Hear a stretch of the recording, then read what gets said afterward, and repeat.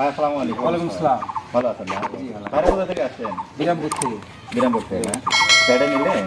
হাওয়াই আচ্ছা, কত টাকা নিলেন গাড়িটা? 4,19,000। 4,05,000 কম 19,000। হ্যাঁ, 500 4,18,500 টাকা। জি।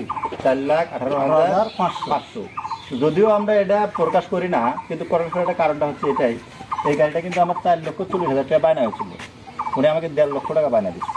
1.5 লক্ষ টাকা, বুঝাইছেন? এবং যে কোনো কারণবশতে উনি কিন্তু ওই গেল মাসে আপনার জানুয়ারির 25 তারিখে বায়না দিচ্ছিল। জানুয়ারি 25 তারিখে বায়না দেওয়ার পরে আপনার 10-12 দিনটা ডেট নিয়েছিল, কিন্তু ডেটটা তিনি ইয়া করতে পারেনি, 5-7টা ডেট মিস করছে, বুঝতে পারছেন? আজকে মনে করেন মার্চের কয় তারিখ? আজকে মার্চের মোটামুটি করে আপনার 3 তারিখ মনে হয়, 2 তারিখ। 2 তারিখ। আপনাদের কাছে বায়না নিয়েছি কোন দিন?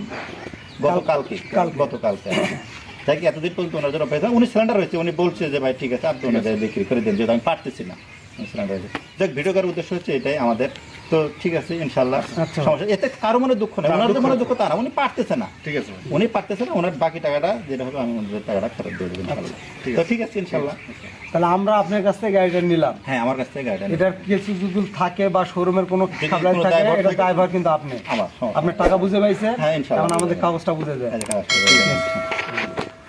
একটু হাই দেন, একটু হাই দেন।